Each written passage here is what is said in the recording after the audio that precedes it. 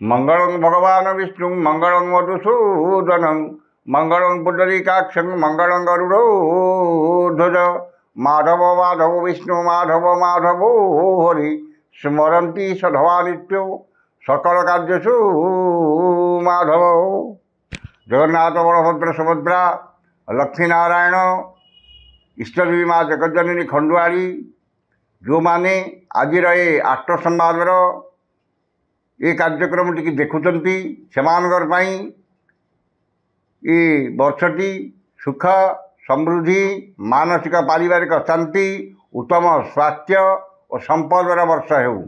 यह जगन्नाथ पाखे कामना करी आरंभ करुचु। आज आमर शनि चलन जो 29 तारीख में शनि चलन हे से अनुसार कहार कौन हम से शनि चलन कार्यक्रम। दर्शक बंधु आपण मैंने प्राय समस्त जानते आमे मध्य वार्षिक राशिफल ये विषय को किसी मात्रा कहीचु। आज किंतु कहबू जो शनि चलन केवल एकमात्र शनि चलन रे 12टी राशि व्यक्ति मानकर कहार कौन केमिति हम एवं कौ नक्षत्र मानकर केमिति हम कहार भल हम कौ नक्षत्र से विषय आम आलोचना करवा। प्रथमे जानिनेबा शनि चलन कौ दिन केते समय कौ नक्षत्र को जाउछन्ति एवं से दिन कौ बार कौ तिथि एवं कौ नक्षत्र भोग होउछन्ति। प्रथम शनि 29 तारीख मार्च मास 29 तारीख 2025 मसीहा रात्रि 9:40 समय पूर्वभाद्र नक्षत्र मीन राशि को संचार करेंगे। शनि संचार कला बेलू सेत बेलू बुधंग नक्षत्र भोग हो कारण से दिन 26/12 मीन एवं 26/12 मीन रे उत्तर भाद्र नक्षत्र रात्रि 7:26 पर्यंत रहा यापर रेवती नक्षत्र भोग हम। तेणु शनि चलन है बेलू आपणकर रेवती नक्षत्र भोग होते एवं अमावास्या तिथि से दिन रोचे 4:28 पर्यंत एवं से शनि चलन बेलू शुक्ल पक्ष अलरेडी भोग हो जाए कारण 4टा अपराह 4:28 पर शुक्ल पक्ष भोग हो। तेणुक शनि चलन है बेलू चैत्र मास शुक्ल पक्षर प्रतिपदा तिथि रेवती नक्षत्र मीन राशि चंद्र अवस्थान करुवे एवं शनि चलिए 25/12 पूर्व भाद्र मीन को चलन करेंगे। वर्तमान जानिनेबा केमिति कटिब 12टी राशि व्यक्ति मानकर ये जो 2.5 वर्ष शनि चलन करेंगे केमिति रहिबो 12टी राशि व्यक्ति मानकर कौन ये वर्षटी केमिति फल दब 2025 मसीहाटी केमिति फल दब आउ जहाँ रहा अवशिष्ट 9 मास रहा तो मार्च मास रहा और 9टी मास केमिति कटिब तापर 2026 को शनि चलन तो 25 मसीहा जाऊना 26 मसीह कौन चलन होती से अनुसार आम आपको कहबू। प्रथम राशि आम जानिनेबा मेष राशि। मेष राशि द्वादश शनि कौन करेंगे ना शनि सप्ताह आपणकर आरंभ है मीन राशि मेष राशि शनि सप्ताह आरंभ है 12 शनि 1 शनि जन्म शनि द्वितीय शनि ये जो 3टी शनि सप्ताह 7.5 वर्ष शनि सप्ताह आपणकर मेष राशि व्यक्ति मानकर 29 तारीख दिन राति 9:40 आरंभ है शनि सप्ताह दोष कौन हम शनि 12 रहे अपव्यय अपवाद अपजस लगी एवं मन अस्थिर विषादग्रस्त चापग्रस्त जॉइंट पेन गोड़हाट घोड़ाबिंदा शारीरिक पीड़ा गैस प्रोब्लेम एवं 5 टंका आय हेले 25 टंका खर्च हम पैसा जिते जुआड़ आसिले आपंकर किसी रहा कौ बाटर केमी खर्च हम अଯଥା खर्च बद खर्च परिवार खर्च भार वृद्धि पाइब एवं समस्त कर्म आपंकर विवादीय हम शारीरिक पीड़ा परिवार अशांति अଯଥା खर्च ये आपको संतुलित हे एवं समस्त कर्म रे आपंकर अଯଥା विलंब विघ्न देखादेव आप जो कर्म कर फाइनान्सियल हो ये हो जेकोसी कर्म हो आपणकर समस्त कर्म अଯଥା विलंब एवं किसी विघ्न देखादेव पछरे हो पारे अलग कथा जेहेतु बुष चंद्र अच्छा बृहस्पति शुभ अच्छा किसी पारे किंतु द्वादश शनि आपणकर समस्त कर्म विघ्न करेंगे एवं व्यवसाय मानकर कौन हम ना 3टी कैडर आप व्यवसाय माने जी आय करते से आय कमिज कि अपव्यय संख्या अଯଥା खर्च संख्या वृद्धि पाइब। कर्मजीवी मानकर कर्म अवहेला करेंगे एवं उपरिस्थ कर्मचारी रोषर शिकार हे कर्म प्रति अनाग्रह भाव प्रकाश पाइब। जो मैंने चाकरी आसे से चाकरी आशा मौड़ कारण 7.5 शनि केवे क्या ठीक कौन जिन जोगे ना चाकरी आपंकर कौन असुविधा सुविधा हम ना नूतन कर्म नियुक्ति आपको मिल ना विद्यार्थी माने पाठरे अवहेला करेंगे पाठ पढ़ा तक आग्रह हेनी बसवा आराम शोई रहा एवं आलस्यता शनि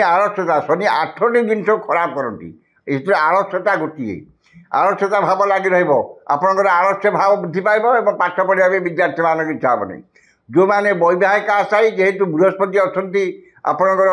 द्वितीय बृहस्पति अच्छा मेष राशि व्यक्ति मानक 14-5 पर्यटन अच्छा वैवाहिक आशा मानक मे मस भितर किसी मात्रा वैवाहिक कर्म हो जापे किंतु ता पर वैवाहिक कर्म हो पार ना कारण समस्त कर्म विघ्न हे और जो मैंने प्रेम प्रेम भट्टा पड़ो कि ब्रेकअप हो जापे कि किसी गोटे मनोमालिन्य हो जापे ये सब जिन आपंकर मेष राशि व्यक्ति मानक मुख्य है आपणकर आर्थिक समस्या बड़ आर्थिक समस्या उत्कट हो जहाँ आय कर अधिक सब वर्गर व्यक्ति माने व्यवसायी कर्मजीवी महिला समस्त वर्गर व्यक्ति माने ये असुविधा भोग करेंगे अଯଥା खर्च बद खर्च अपव्यय अपवाद ये सब जिन लगी रेणु जो मानकर ये मेष राशि व्यक्ति माने कौन मेष राशि जो मानकर कह ना मेष राशि है 1-1 2-1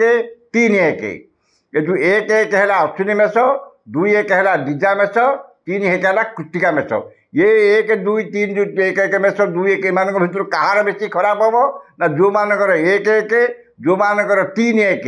जो मानकर अश्विनी मेष और कृत्तिका मेष से मानकर अधिक खराब हम 2 मेष दिजा मेष जो मानकर से माने किसी मात्रा उपशम पाइबे किंतु ताकर खराब हम तार किसी कारण कारण 7.5 शनि निश्चित भाव में समस्त असुविधा करेंगे किंतु जेहेतु दिजा मेषर तारा शुद्धि रोचे तेणुक दिजा मेषर किसी मात्र से किसी कम पाइबे पूरा तो केवे रिलैक्स पाइबेनी किसी कम पाइबे बाकी अलग समस्त 1-1 3-1 निश्चित भाव में खराब फल पाइबे एणु प्रतिकार स्वरूप आपण शनिकर कौन रत्न लगार आवश्यकता ना आप रत्नटा आपणकर लग्न को देखिए धारण करा जाए तेणुक आप केवल शनिकर कवच कि बारीअड़ा तेल धारण कर शनि का मंत्र को पाठ करूँ निश्चित भाव में जो 2.5 वर्ष 7.5 शनि आपंकर निश्चित भाव में मुक्ति पाइबे मंत्रटी आम शेषू कहबू सतर्कता एति अवलंबन करेंगे यापर जाना वृष राशि वृष राशि 11 शनि वृष राशि कौन व्यक्ति मानकर विशेष असुविधा किसी हम ना 11 शनि जो कमटा न होता से आयर मार्ग अति उत्तम रहा एवं नूतन आयर मार्ग खोल धन संपद वृद्धि पाइब अन्य को देथिबा धन हृत धन फेरी पाइबे व्यवसाय माने नूतन व्यवसाय उद्योग करेंगे कि व्यवसाय शाखा बढ़ाई उद्योग करेंगे कर्मजीवी माने प्रमोशन पाइबे कि उपयुक्त प्रपर जगह को प्रमोशन जापारती कि स्थानांतर हो पारे एवं भल प्रमोशन पाइबे एवं आर्थिक अवस्था किसी उन्नति आसो एवं दरमार किसी इनक्रिमेंट बा कौन सुविधा सुजोग मिल पारे जो मानकर कर्मजीवी जो माने विद्यार्थी से विद्यार ध्यान देवे एवं उच्च शिक्षा एवं प्रमोशन उच्च शिक्षा एवं पुरस्कार किसी पाइपारती एवं विदेश यात्रा सुजोग से मिल पारे एवं विदेश में पाठ पढ़ाई से सुजोग मिल पारे जो मैंने वैवाहिक आशायी बा कर्म जार हो पार ना से बह कर्म संपन्न हो समस्त कर्म सबु वर्गर व्यक्ति माने समस्त प्रकार शुभफल पाइबे जो मैंने गृहिणी से स्वास्थ्यगत समस्या ठीक रही खर्चर गोटे हिसाब रखिए आय केते आम घर को आते आम खर्च करवा से अनुसार किसी संचय कर बाट से करदे संचय प्रति आग्रह प्रकाश पाइब एवं आयर किसी अंश संचय से विनियोग करेंगे आपंकर खर्च भाग कमिज आय भाग बढ़ीज एवं संचय भागटा वृद्धि आस्ते आस्ते पाइब एवं धन संपद आपंकर वृद्धि पाइब जो माने प्रेमिका आशायी माने प्रेम सफलता पाइबे जहाँ ब्रेकअप हो किसी असुविधा हो सफलता पाइबे जो वृष राशि गोटे है कृत्तिका वृष गोटे है रोहिणी वृष गोटे है मृगशिरा वृष या भितर 3-2 4-2 5-2 या भितर 4-2 जो मानकर रोहिणी वृष से अधिक सुफल पाइबे कारण से तारा शुद्धि रोचे तारा शुद्धि चंद्र शुद्धि जेहतु से रोचे से अधिक रोहिणी वृषर व्यक्ति माने अधिक शुभफल पाइबे से कौन प्रतिकार आवश्यकता ना यापर जाना आम मिथुन राशि दशम शनि मिथुन राशि दशम शनि विशेष शुभ फल दिखते ना मुख्य कर्म अस्थिरता सृष्टि करेंगे दशम शनि कर्म प्रति विपद आसपे आप जो कम करूँ जिते भल कम समस्त वर्गर व्यक्ति मैंने व्यवसायी कर्मजीवी विद्यार्थी गृहिणी प्रेमिका समस्ते जो प्रेम आशायी मैंने सबू वर्गर व्यक्ति मैंने कर्म किसी असुविधा आप जिते भल कम करूँ से कह मन पसंद होगा ना कर्मटा जिते आप भल भाव चेष्टा करें ठीक से करें समस्त कर्म आपणकर टे अवहेला सृष्टि हे समस्त कर्म आपणकर समयानुवर्तितार अभाव रहा धरतु गोटे चाकरी आपंकर कर्मक्षेत्र को जावा कथा 10टा बेले आप 10टा जापरेनि 11टा जी समस्त कर्म किसी विलम्ब हो कर्म प्रति अनाग्रह भाव प्रकाश पाइब कर्म प्रति कर्म कर आग्रह जो कमटी आपंकर जिते आग्रह करेंगे से आप फल पाइबे कि से आग्रहटा कमिज से सबू वर्गर व्यक्ति मैंने कर्म आशानुरूपक फल पाइबे ना जी कम कर से अनुसार रेजल्ट आसो ना आपको मैंने अत्यधिक परिश्रम करेंगे कि से अनुसार रेजल्ट के कौन से व्यक्ति मैंने पाइबे ना कर्म किसी ना कि विघ्न एवं अଯଥା विलम्ब देखादेव व्यवसाय माने व्यवसाय उन्नति कर कर्मचारी मान समस्या भोगे एवं कर्मजीवी माने पदस्थ अधिकारी मनमानी न हो कर्म साटिस्फाइड नुहतु एवं कर्म प्रति अवहेला करूँ व्यवसाय माने कर्म किसी असुविधा करेंगे स्थानांतर हो पारे कि गोटे असुविधा जगह जापारती एवं कर्म प्रति से आग्रह रहा कर्मस्थान अशांति जिते भल कम कले आप उपस्थित कर्मचारी सहकर्मी बद हे जो मैंने गृहिणी से माने शारीरिक पीड़ा भोगे एवं कर्म जो कर्म कर रोषे हो बास हो कर्म कर परिवार कौन व्यक्ति से कर्म को पसंद करेंगे ना कर्म कहीं साटिस्फाइड हे ना विद्यार्थी मैंने कर्म अवहेला करेंगे पाठटी जो पढ़ुं से पाठटी पढ़ाई आग्रह आसवनी बुलाबुली करवा पाठ जहाँ पढ़ले परिश्रमी पिला जार विद्यास्थान बलवान अच्छे पाठ पढ़ुची कितु धर 80% रखुला से 80% के रखिपर ना से 70% कि 75% रखे पचे 80% रखे कर्म कौन हेल्ले विघ्न देखादेव एवं जो मैंने प्रेम संपर्क अच्छा से प्रेम किसी घाटा देखादेव प्रेम किसी बेकरम हो मनमान्य हो ये सुविधा हे मिथुन राशि व्यक्ति मैंने आपणकर शनिकर कवच कि बारीअड़ा चेर को शुक्लपक्ष शनिवार धारण करूँ निश्चित एवं शनिकर मंत्र पाठ करूँ ऋषि आदि कर निश्चित भाव में आपणकर ये वर्षटी आप जो अवशिष्ट 9 मासटी आप निश्चित भाव में भल कटो यापर जाना कर्कट राशि नवम शनि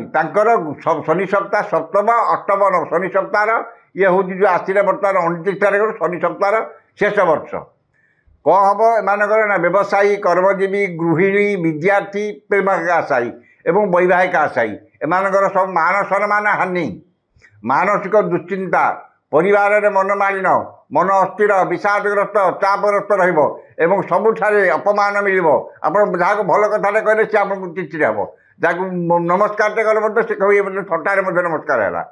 पदस्थ अधिकारी आपंकर पदस्थ अधिकारी जो मैंने कर्मजीवी पदस्थ अधिकारी मनमालिन हो राजनैतिक व्यक्ति आक्रोशर शिकार हे वयोज्येष्ठ व्यक्ति गुरुजन पितामाता ये सब व्यक्ति मानकर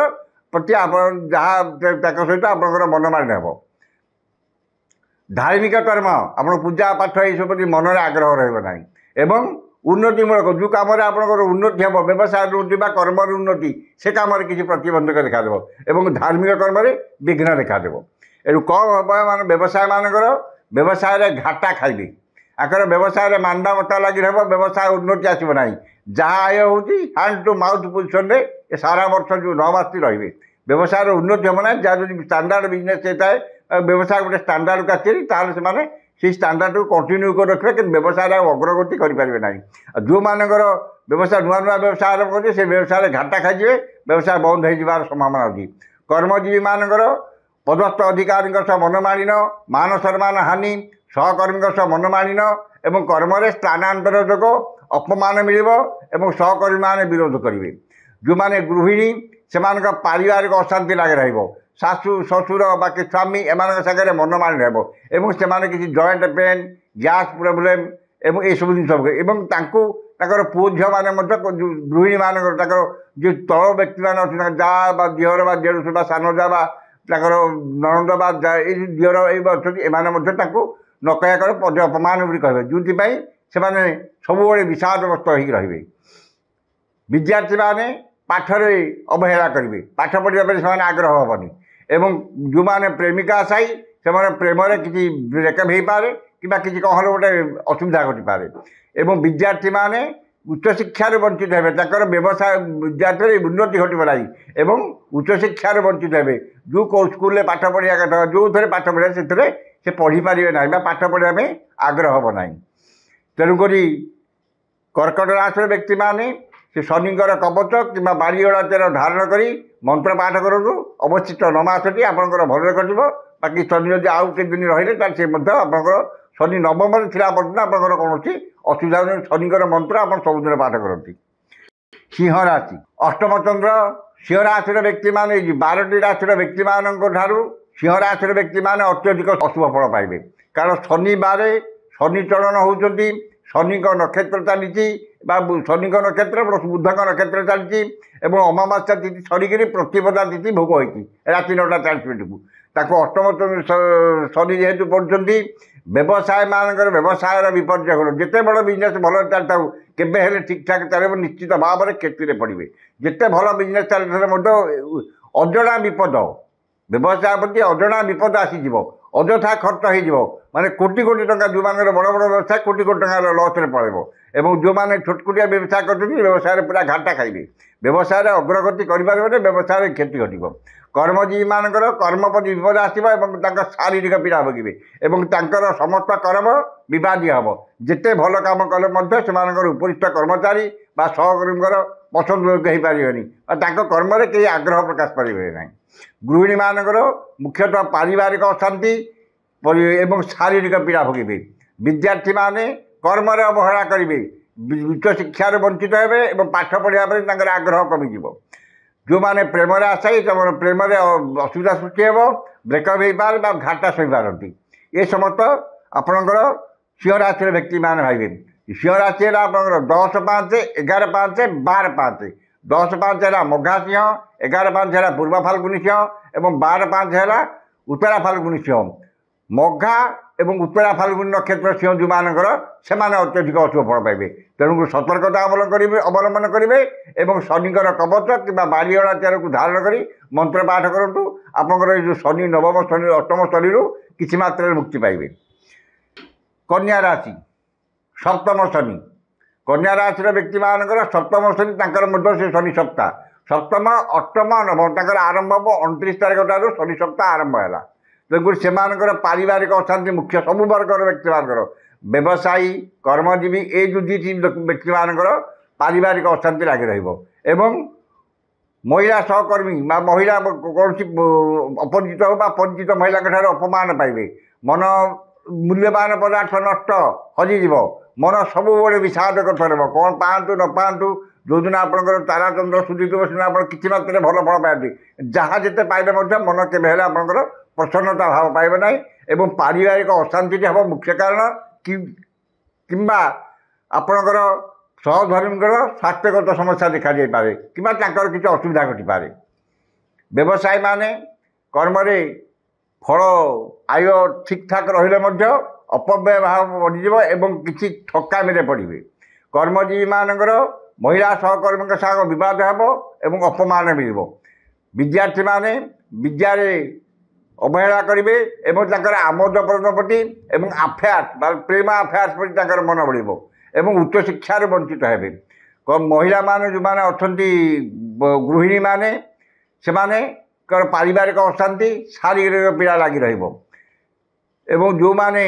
ପ୍ରେମ ସମ୍ପର୍କରେ ଅଛନ୍ତି ତାଙ୍କ ପ୍ରେମ ସମ୍ପର୍କରେ ପୁରା ବ୍ରେକଅପ୍ ହେବ ବା ଘାଟା ପଡ଼ିଯିବ ବା ପ୍ରେମ ସମ୍ପର୍କ ଭାଙ୍ଗିଯିବ। ଏ ସମସ୍ତ କନ୍ୟା ରାଶିର ବ୍ୟକ୍ତିମାନେ ଭୋଗିବେ। କନ୍ୟା ରାଶି ହେଲା ଆପଣଙ୍କର 3ଟି ରାଶିକି ନେଇକି 12-6, 13-6, 14-6। 12-6 ଯେଉଁମାନଙ୍କର ଉତ୍ତରା ଫାଲ୍ଗୁନୀ କନ୍ୟା ସେମାନେ ଅଧିକ ଅଶୁଭ ଫଳ ପାଇବେ ଏବଂ 14-6 ଯେଉଁମାନଙ୍କର ଚିତ୍ରା କନ୍ୟା ସେମାନେ ଅଧିକ ଅଶୁଭ ଫଳ ପାଇବେ। ଏଣୁ ଏମାନେ ମଧ୍ୟ ପ୍ରତିକାର କରିବାର ଆବଶ୍ୟକତା ରହିଛି। ତୁଳା ରାଶି। ତୁଳା ରାଶି କ'ଣ ହେବ ନା ସେମାନଙ୍କର ଷଷ୍ଠ ଶନି ରାଜଯୋଗ। ଷଷ୍ଠ ଶନି ଭିକାରୀକି ରାଜା କରିଦିଏ। ଯେଉଁମାନଙ୍କର ଶନି ଶୁଭରେ ରୁହନ୍ତି ବା ଷଷ୍ଠ ଶନି ହୁଏ ସେମାନଙ୍କର ରାଜଯୋଗ ହୁଏ। ଷଷ୍ଠ ଶନି ଆପଣ ଯେଉଁ କାମ କରିବେ ସବୁ ବର୍ଗର ବ୍ୟବସାୟୀ, କର୍ମଜୀବୀ, ମହିଳା, ଗୃହିଣୀ, ଆପଣଙ୍କର ବିଦ୍ୟାର୍ଥୀ ଏବଂ ପ୍ରେମିକା ସାହି ଯେଉଁମାନଙ୍କର ତୁଳା ରାଶି ସେମାନେ ଏଇ ଯେଉଁ ସବୁ ବର୍ଗର ବ୍ୟକ୍ତିମାନେ ଅତ୍ୟଧିକ ଶୁଭ ଫଳ ପାଇବେ। ବ୍ୟବସାୟମାନେ ଉତ୍ତରୋତ୍ତର ଉନ୍ନତି କରିବେ, ନୂତନ ବ୍ୟବସାୟ ଆରମ୍ଭ କରିବେ, ବ୍ୟବସାୟର ଶାଖା ବଢ଼ାଇବେ, ବ୍ୟବସାୟର ଉନ୍ନତି ଘଟିବ। ଏ ସମସ୍ତ ଜିନିଷ ବ୍ୟବସାୟୀମାନେ ପାଇବେ। କର୍ମଜୀବୀମାନଙ୍କର ପ୍ରମୋଶନ ହେବ ଏବଂ ପଦସ୍ଥ ଅଧିକାରୀଙ୍କର ସବୁ ଦୃଷ୍ଟିରେ ରହିବେ ଏବଂ ସେ ଯେଉଁ କାମ କରୁଛନ୍ତି ଭଲ କରନ୍ତୁ ମନ୍ଦ କରନ୍ତୁ ସେମାନେ ସମସ୍ତଙ୍କର ପସନ୍ଦ ଯୋଗ୍ୟ ହେବେ ଏବଂ ଯେଉଁ କାମଟା ସ୍ୱଳ୍ପ ପରିଶ୍ରମରେ ଅଧିକ ସଫଳତା ପାଇବେ। ବିଦ୍ୟାର୍ଥୀମାନେ ଉଚ୍ଚଶିକ୍ଷା ଲାଭ କରିବା ପାଇଁ ବିଦେଶ ଯାତ୍ରା କରିବେ ଏବଂ ବିଦ୍ୟାରେ ଅଦ୍ଭୁତପୂର୍ବ ସଫଳତା ହାସଲ କରିବେ। ଗୃହିଣୀମାନଙ୍କର ପାରିବାରିକ ଜୀବନ ଏବଂ ପାରିବାରିକ ଜୀବନ ସୁଖ ଶାନ୍ତିରେ ଭରପୁର ହୋଇଯିବ ଏବଂ ସମସ୍ତେ ତାଙ୍କର ଚାଲିଚଳନକୁ ବ୍ୟବହାରକୁ ପସନ୍ଦ କରିବେ। ଯେଉଁମାନେ ପ୍ରେମିକା ସାହି ସେମାନଙ୍କର ପ୍ରେମରେ ଭଟ୍ଟା ପଡ଼ିଥିଲେ ମଧ୍ୟ ଏହି ସମୟରେ ସେମାନେ ପୁଣି ପରସ୍ପରକୁ ଭଲ ପାଇବେ ଏବଂ ତାଙ୍କର ପ୍ରେମର ଆଶା ଆହୁରି ଉଦ୍ଭିଦ ହେବ। ଏବଂ ତୁଳା ରାଶିର ବ୍ୟକ୍ତିମାନଙ୍କର ଆପଣଙ୍କର କୌଣସି ପ୍ରତିକାରର ଆବଶ୍ୟକତା ନାହିଁ। ବିଛା ରାଶି ପଞ୍ଚମ ଶନି। ବିଛା ରାଶି ପଞ୍ଚମ ଶନି ଯେହେତୁ ତାଙ୍କର ସବୁ ବର୍ଗର ବ୍ୟକ୍ତିମାନଙ୍କର ମୁଖ୍ୟ ଦୁଶ୍ଚିନ୍ତାର କାରଣ ହେଲା 5ଟି କର୍ମରେ ସେମାନେ ଅସୁବିଧା ଭୋଗ କରିବେ। ପଞ୍ଚମ ଶନି 5ଟି କର୍ମରେ ସେମାନଙ୍କୁ ଅସୁବିଧା କରିବେ। ଗୋଟିଏ ପ୍ରଥମ କର୍ମ ହେଲା ମାନ ସମ୍ମାନ ହାନି। ଆପଣ ଯାହାକୁ ଭଲ କଥାଟେ କହିଲେ ମଧ୍ୟ ସେମାନେ ଆପଣଙ୍କୁ ଖରାପ କହିବେ। ମାନ ସମ୍ମାନ ହାନି, ମାନସିକ ଦୁଶ୍ଚିନ୍ତା, ସନ୍ତାନ ହେତୁକ ଦୁଶ୍ଚିନ୍ତା। ସନ୍ତାନମାନେ ଆପଣଙ୍କୁ ଅବଜ୍ଞା କରିବେ କିମ୍ବା ତାଙ୍କର ସ୍ୱାସ୍ଥ୍ୟଗତ ସମସ୍ୟା ଦେଖାଦେବ କିମ୍ବା ତାଙ୍କର ଚାଲିଚଳନ ବ୍ୟବହାରକୁ ନେଇ ଚିନ୍ତିତ ହେବେ ଏବଂ ପିତାମାତା ବାପା ମାଆଙ୍କ ସ୍ୱାସ୍ଥ୍ୟଗତ ସମସ୍ୟା ହେଉ କିମ୍ବା ପୈତୃକ ସମ୍ପତ୍ତିକୁ ନେଇ ବିବାଦ ହେଉ କିମ୍ବା ଯେକୌଣସି ବିଦ୍ୟା, ସନ୍ତାନ, ପିତାମାତା, ଯଶ ସମ୍ମାନ, କର୍ମ ଏ 5ଟି କର୍ମରେ ପଞ୍ଚମ ଶନି ଖରାପ ଫଳ ଦେବେ। ବିଦ୍ୟାର୍ଥୀମାନଙ୍କର ବେଶୀ ଅସୁବିଧା ହେବ କାରଣ ଯେତେ ପାଠ ପଢ଼ିଲେ ମଧ୍ୟ ଯେଉଁମାନେ 90% ରଖୁଛନ୍ତି ସେମାନେ 80% ମଧ୍ୟ ରଖିପାରିବେ ନାହିଁ ଏବଂ ଯାହା ପାଠ ପଢ଼ିବେ ତାକୁ ଭୁଲିଯିବେ, ଠିକ୍ସେ ଲେଖିପାରିବେ ନାହିଁ। ପାଠ ପଢ଼ିକି ଯିବେ ଠିକ୍ ଯିବେ, ପରୀକ୍ଷାରେ ଦିନ ବସି ତାଙ୍କର ପାଠ ମନେ ପଡ଼ିବ ନାହିଁ। ବିଦ୍ୟାର୍ଥୀମାନଙ୍କର ହେବ ଏ 5ଟି କର୍ମରେ ପଞ୍ଚମ ଶନି ବିଛା ରାଶିର ବ୍ୟକ୍ତିମାନଙ୍କୁ ଅସୁବିଧା କରିବେ। ବ୍ୟବସାୟରେ ମାନ୍ଦାବସ୍ଥା ଲାଗିବ, କର୍ମଜୀବୀମାନଙ୍କର ସମ୍ମାନ ହାନି ଘଟିବ, ବିଦ୍ୟାର୍ଥୀମାନେ ବିଦ୍ୟାରେ ଅସଫଳ ହେବେ, ଗୃହିଣୀମାନେ ଶାରୀରିକ ପୀଡ଼ା ଭୋଗିବେ ଏବଂ ଅପମାନ ପାଇବେ ଏବଂ ପ୍ରେମିକା ସାହିମାନଙ୍କର ମାନସିକ ଦୁଶ୍ଚିନ୍ତାକାରକ ହେବ ଏବଂ ପ୍ରେମ ସମ୍ପର୍କରେ କିଛି ଘାଟା ବଢ଼ିବ। ଏ ସମସ୍ତ ବ୍ୟକ୍ତିମାନେ ବିଛା ରାଶିର ବ୍ୟକ୍ତିମାନେ ଭୋଗିବେ। ଏଥିପାଇଁ ପ୍ରତିକାରର ଆବଶ୍ୟକତା ଶନିଙ୍କର କବଚ କିମ୍ବା କିମ୍ବା ବାଡ଼ିଅଣା ତେଲ ଧାରଣ କରି ମନ୍ତ୍ର ପଢ଼ିବା ଆବଶ୍ୟକ। ଧନୁରାଶିର ବ୍ୟକ୍ତିମାନଙ୍କର ଚତୁର୍ଥ ଶନି ଆପଣଙ୍କୁ ଘରେ ଥିଲେ ଜଙ୍ଗଲକୁ ପଳାଇବେ। ସ୍ୱଜନ ପରିଜନ, ବନ୍ଧୁ ବାନ୍ଧବ, ସହକର୍ମୀ, ସହଯୋଗୀ, ପାରିବାରିକ ଅଶାନ୍ତି ସମସ୍ତ ବ୍ୟକ୍ତିରେ ଆପଣଙ୍କୁ ବ୍ୟସ୍ତତା ହୋଇଯିବ। ଆପଣଙ୍କର ମନ ଚିଡ଼ଚିଡ଼ା ହୋଇଯିବ, ମନ ବିରକ୍ତି ହୋଇଯିବ। କୋର୍ଟ କଚେରୀ, ମାନି ମକଦ୍ଦମା, ମୂଲ୍ୟବାନ ନଷ୍ଟ, ଯାନବାହନରେ ଖର୍ଚ୍ଚାନ୍ତ, ଆର୍ଥିକ କ୍ଷତି, ଆର୍ଥିକ ଠକାମି ଏ ପୁରା ବର୍ଷଟି ଯାକ ଆପଣ ଯେଉଁ 9 ମାସ ରହିଲା ଆପଣଙ୍କର ବେଶୀ ଅସୁବିଧା ହେବ। ଆପଣଙ୍କର 29/3 ଆସିବେ 14/4ରୁ 14 ସବୁ ଯେଉଁମାନଙ୍କର ସବୁ ଅଶୁଭ ଫଳ ଅଛି ଆପଣଙ୍କର ବେଶୀ ଖରାପ ହେବ। କ'ଣ 14/4ରୁ 14/5, 14/10ରୁ 14/11 ଏଇ ଯେଉଁ 2ଟି ମାସ ଆପଣଙ୍କ ପାଇଁ ସତର୍କତାର ମାସ। ଏ 2ଟି ମାସ ପୁରା ସତର୍କ ରହିବେ। ବିଛା ରାଶି ଧନୁରାଶିର ବ୍ୟକ୍ତିମାନଙ୍କର ଚତୁର୍ଥ ଶନି ବ୍ୟବସାୟମାନଙ୍କର ବ୍ୟବସାୟରେ ବିପର୍ଯ୍ୟୟ ଘଟିବ। ଆଉ ଯେଉଁମାନେ ବିଶେଷ କରି ଯେଉଁମାନଙ୍କର ପରିବହନ ବ୍ୟବସାୟରେ ଅଛି ସେ ପୁରା ଘାଟା ଖାଇବେ, ବିପର୍ଯ୍ୟୟରେ ପଡ଼ିବେ। ସେମାନେ ବ୍ୟବସାୟ ବାରମ୍ବାର ଗାଡ଼ି ଦୁର୍ଘଟଣା କରିବା, ବାରମ୍ବାର ଗାଡ଼ିରେ କ୍ଷତି ସହିବା, ବାରମ୍ବାର ଗାଡ଼ି ଖରାପ ହେବ, ଏ ସମସ୍ତ ବ୍ୟବସାୟମାନଙ୍କର ଘଟିବ। ପରିବହନ ବ୍ୟବସାୟ ବିଛା ରାଶିର ବ୍ୟକ୍ତିମାନେ ଯେଉଁମାନେ ପରିବହନ ବ୍ୟବସାୟ କରୁଛନ୍ତି ସେମାନେ ସତର୍କତା ଅବଲମ୍ବନ କରିବେ ଏବଂ ବ୍ୟବସାୟରେ ମଧ୍ୟ ଘାଟା ଖାଇବେ। କର୍ମଜୀବୀମାନଙ୍କର ଉପରିସ୍ଥ କର୍ମଚାରୀଙ୍କ ସହ ମନମାଳିନ୍ୟ, କୋର୍ଟ କଚେରୀ ମାନି ମକଦ୍ଦମା, ସହକର୍ମୀଙ୍କ ସହ ବିବାଦ ଏବଂ ଚାକିରି ପ୍ରତି ମଧ୍ୟ ବିପଦର ଆଶଙ୍କା ରହିଛି। ଗୃହିଣୀମାନଙ୍କର ପାରିବାରିକ ଅଶାନ୍ତି ଲାଗି ରହିବ ଏବଂ ଶାରୀରିକ ପୀଡ଼ା ଲାଗି ରହିବ। ବିଦ୍ୟାର୍ଥୀମାନେ ପାଠ ପ୍ରତି ଅନାଗ୍ରହ ଭାବ ପ୍ରକାଶ କରିବେ ଏବଂ ପାଠ ଯେତେ ପଢ଼ିଲେ ମଧ୍ୟ ଠିକ୍ ରେଜଲ୍ଟ ଆସିବ ନାହିଁ। ଯେଉଁମାନେ ପ୍ରେମ ସମ୍ପର୍କରେ ଅଛନ୍ତି ସେମାନଙ୍କର ପ୍ରେମରେ ମଧ୍ୟ ବାଧା ବିଘ୍ନ ଝଗଡ଼ା ଲାଗି ରହିବ ଏବଂ ପ୍ରେମରେ ଘାଟା ପଡ଼ିବ। ତେଣୁ ଧନୁରାଶିର ବ୍ୟକ୍ତିମାନେ ଶନିଙ୍କର ପ୍ରତିକାର କରିବା ଜରୁରୀ ଏବଂ ଶନିଙ୍କର ମନ୍ତ୍ର ପଢ଼ିବା ଜରୁରୀ। ମକର ରାଶିର ମଧ୍ୟ ତୃତୀୟ ଶନି। ମକର ରାଶିର ବ୍ୟକ୍ତିମାନେ ଅତ୍ୟଧିକ ଶୁଭ ଫଳ ପାଇବେ। ଯେଉଁ କାମଟା ହେଇପାରୁନଥିଲା ଆଗରୁ, ଯେଉଁ କାମ କରିପାରୁନଥିଲେ ସେ କାମଟା ଏଇ କାମରେ ଆପଣ ନିଶ୍ଚିତ ଭାବରେ ସଫଳ ପାଇବେ। जो कम आप बंद होता असुविधार सम्मुखीन होते से कम आराम आप सुजोग पाइबे आपणकर कर्म कर तालिका चेंज हो आप जो कमटी करेंगे से निश्चित भाव में आप जहाँ चिंता करूँ से कम निश्चित भाव में भल हे समस्त की भल लगे व्यवसाय माने व्यवसाय उन्नति करेंगे कर्मजीवी माने कर्म उन्नति करेंगे प्रमोशन पाइबे पदस्थ अधिकारी कृपा लाभ करेंगे प्रमोशन मिल पारे भल जगह स्थानांतर हो जाए पारती पदोन्नति घटी पारे ये समस्त कर्मजीवी मानकर हे विद्यार्थी माने उच्च शिक्षा लाभ करने विदेश यात्रा देवे विद्यार असंभव सफलता हासिल करेंगे कम टी दू पाठी पढ़ते से पाठ्य परीक्षा पढ़े से लिखिदेवे भल फल पाइबे जो मैंने गृहिणी मैंने अच्छा शारीरिक मानसिक पारिवारिक सब जिन शांति पाइबे समस्त कम को कर्म को समस्ते पसंद करेंगे परिवार में प्रशंसार गोटे भल स्थान से अधिकार करेंगे जो मैंने प्रेम आशा प्रेम संपर्क अच्छा प्रेम संपर्क मजबूत हो जहाँ मान वैवाहिक कर्म रही से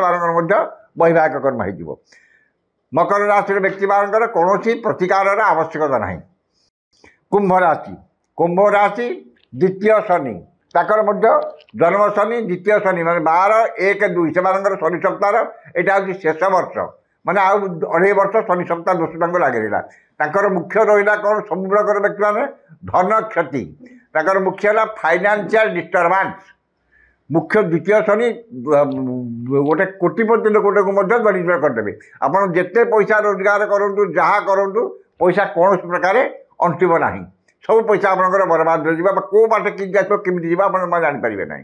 व्यवसाय माने व्यवसाय खाता संभाड़े व्यवसाय विपर्य घटव व्यवसाय अग्रगति करेंगे ना नूतन व्यवसाय जहाँ जोटा करेंगे से बंद हो आसो कर्मजीवी मानकर शारीरिक पीड़ा कर्मस्थान अशांति कर्म विघ्न एवं कर्मपति विपद आसो गृहिणी माने शारीरिक पीड़ा पाइबे विद्यार्थी माने विद्यार असफल हेबे प्रेम संपर्क व्यक्ति मानकर प्रेम घाटा पड़ो ब्रेकअप घटो कड़ी झगड़ा लगे कुंभ राशि व्यक्ति मानकर शारीरिक मानसिक पारिवारिक आर्थिक समस्या बलवत्तर रही ये कुंभ राशि व्यक्ति मानक द्वितीय शनि बहुत खराब फल कारण द्वितीय शनि जन्म शनि शेष पार्ट तृतीय शनि हो शारीरिक मानसिक आर्थिक पारिवारिक समस्त संतुलित हेबे कुंभ राशि व्यक्ति माने शनिंकर प्रतिकार करने निहाती जरूरी शेष राशि मीन राशि व्यक्ति मानकर जन्म शनि 29 तारीख आरंभ है शनि सप्ताह जन्म शनि द्वितीय शनि आगुरी थी 12 शनि 12 गोटे जा 2.5 वर्ष आउ रही 5 वर्ष शनि सप्ताह जन्म शनि कौन ना पारिवारिक अशांति मीन राशि समस्त व्यक्ति मान परिवार अशांति लगे आप परिवार ठीक ठाक चलते हठात आप दिन 29 दिन बहु पूर्वर 29 दिन शनि गोटे ग्रह खराब ग्रह आप खराब समय आसो से खराब समय आसार मसे 15 दिन पूर्व आप आरंभ हो खराब कारण से सब बिगाड़ आपको आस्ते आस्ते बिगाड़े परिवार में मुख्य मुख्य समस्या है जन्म शनि पारिवारिक अशांति मानसिक दुश्चिंता एवं अपमान अपदोष ये सब जिन आप जन्म शनि पाइबे सब वर्ग व्यक्ति माने व्यवसायी कर्मजीवी गृहिणी विद्यार्थी एवं कर्म प्रेम संपर्क आशा वैवाहिक आशायी ये सब मीन राशि व्यक्ति मानकर समस्त लोक मान पारिवारिक अशांति लगे व्यवसाय माने व्यवसाय भल लाभ कले मन जिते टंका मिलने मन अस्थिर अशांति व्यवसाय पैसार किसी मात्रा अपव्यय कि देदेवे मिलनी कौन गोटे आपंकर मनटा को सब संतुलित कर पैसा पत्र भल आय हम व्यवसाय भल आय हेल्ले आपंकर कौन गोटे एमती सिचुएसन क्रिएट हम जो आप मनटा जिते वर्ष रही आप जन्मस्थली केवे आप मनटा प्रसन्न रहा कर्मजीवी मानकर कर्मस्थान अशांति लगे आप जहाँ सांगे भल संपर्क आस्ते आस्ते देखिए बिगड़ी बिगड़ी आप समस्त के अपसंद करेंगे और समस्ते आपंकर कर्म साटिस्फाइड हे ना समस्ते आपण गोटे खराब आखिरे देखिए जो मैंने गृहिणी मानकर पारिवार अशांति उग्र रूप धारण कर ना स्वामी ना दियर ना शाशु शशुर दियर समस्ते आपंकर शत्रु हो मुख्य है शारीरिक पीड़ा भोगे विद्यार्थी माने विद्या प्रति अनाग्रह भाव प्रकाश पाइब जिते पढ़ले ठीक नंबर रखिपारे ना जो मैंने वैवाहिक आशायी से वैवाहिक कर्म विघ्न देखादेव एवं जो मैंने प्रेम संपर्क अच्छा से प्रेम संपर्क सम्मान हानि घटव और प्रेम संपर्क घाटा घटव